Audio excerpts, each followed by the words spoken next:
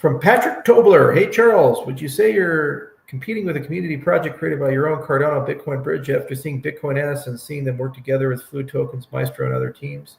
I wouldn't say that. I mean, we're building general purpose infrastructure, and that infrastructure can be used by anybody. It's just, I don't like working with partners where they say one thing, they do another thing. And I don't really understand how Cardano comes out ahead when Bitcoin OS, after they integrate with us, will simply integrate with dozens of other ecosystems. And the minute that another ecosystem looks more attractive, all the marketing shifts over there. At the end of the day, Bitcoiners are Bitcoiners. I know them very well. I lived in that ecosystem for a long time. Started the Bitcoin Education Project. And there's one thing I know about Bitcoiners. They love Bitcoin first and forever and foremost.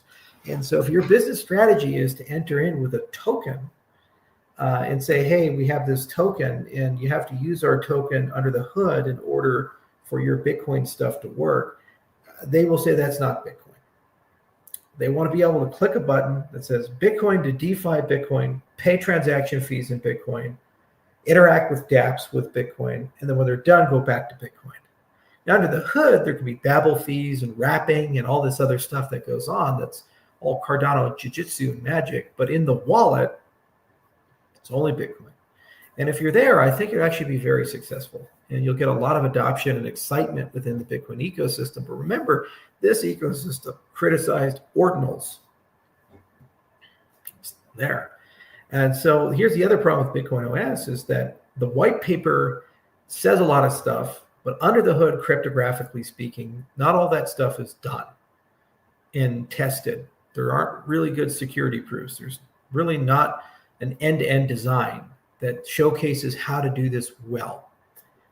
And that was one of the things we brought to the table. We have the scientists, we have the engineers, we know how to write cryptographic proofs, we know how to belt and suspenders everything so that these bridges don't get damaged. Because let's be real here. Anytime assets move from one blockchain to another blockchain, that is a point of attack. And we've witnessed literally billions of dollars in hacks. Billions. In fact, the only time I've ever lost money in the cryptocurrency space from a hack was the Nomad bridge being hacked and the wrapped coins that were sent over from the Ethereum ecosystem being stolen on that side. It's the only time I ever lost any money. It was a bridge hack. So this is the single most important bridge we're building in 2025. And we have to be 100% certain that it has a great user experience, 100% certain that it has rigorous cryptography behind it, 100% certain that it operates at a reasonable cost, and also that it's really easy for wallets to integrate in. Now, you referenced Maestro. I own part of Maestro. I'm an investor. We know that team really well, and we think they're great guys. We also know the Blockfrost guys because they're part of the family.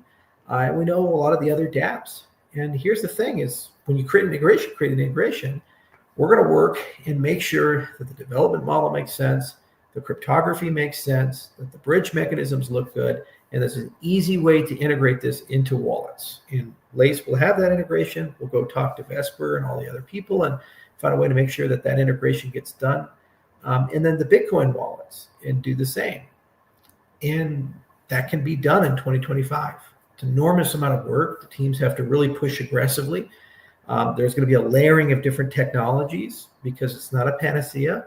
The claims that are being made that it's instant and amazing and all these things are great, it's not completely true. And there's a lot more work that needs to be done to create a good user experience. But that's our expertise. That's what we do for a living.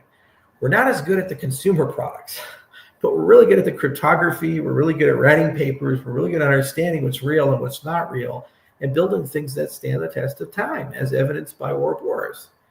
And if that's the foundation upon which people want to build on top of, they're well more than welcome to do that. And here's the thing, it's an open ecosystem. And people can do whatever the heck they want to do in an open ecosystem. They choose any standard that they want. And there are a lot of good standards out there, especially with wrapped Bitcoin. There's a lot of people like Rosenbridge and Wan Chain and others, and they're doing good work, and they have great trust assumptions for the most part for many users. And there are other people that they want trustless recursive setups, and they want things to be completely validated on chain and Bitcoin to do things. But you know, I said, look, Bitcoin's going to be part of the story of Cardano now forever. And it would behoove us as core developers not to get involved in that. Learn more about Bitcoin script, learn about the design of BitVMX, write a compiler for Aiken to RISC-V, which is the core of BitVMX, so that you can transpile Bitcoin script and also to UPLC with one pipeline. Write once, run everywhere. That was what made Node so remarkably successful. Your JavaScript worked on the front and the back, and it was just JavaScript everywhere. So Aiken everywhere, for example. These are some of the things we consider and we think about. And then you also have to think about cross-chain communication.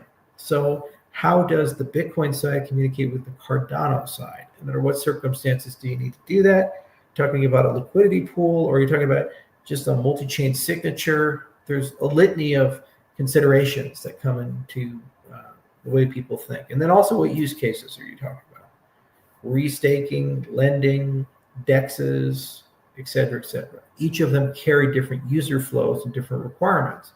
So it's a broad conversation, and Cardano DeFi is going to be involved every step of the way in this conversation. But I can't put my fingerprints on it, my seal on it, until I know that the cryptography works. And I'm very confident in the security model. Because at the end of the day, if we build something and a year down the road, there's $1 billion worth of Bitcoin in it and it gets hacked and all the money's stolen, that's a catastrophe that will badly damage Cardano's credibility and probably end Cardano's ability to be the DeFi layer of Bitcoin. It'll go somewhere else, and it'll take many years for the brand to recover. So this is not something that you half-ass or rush, and it's not something you write a white paper. You say, I've written the white paper, it's done. You need evidence and proof. You need an adversarial model. You need the application of formal methods in the process of building these. And you need to have absolute certainty that you know you're doing. And you have to layer multiple solutions together as a belt and suspenders. And so when you put those things, then and only then do I think it works. Now, the counter argument is, well, we need to move really quickly. The bull market is here and we have to get these things done. Okay, well, the introduction point of this to the Bitcoin community is going to be Bitcoin 2025. That's May. I don't know a better place to do that. And I don't think that that's like super slow. If it's now in 5 months, that's pretty fast. And these are the OGs who are working on this. We're not white labeling the technology. We're going to the source and blending both sides together to get these things done. And also, we're now a member of the community, as I have been reminded repeatedly about. We're no longer IO, and then there's the community. There's now just one community, just one, Patrick. And we're part of that community. So there's competition inside the community for hearts and minds, just like there's min swap versus Sunday swap. So there's alternative approaches, and people can decide what approaches that they like. And they can make decisions accordingly. And if there's a phobia to working with IO, fine.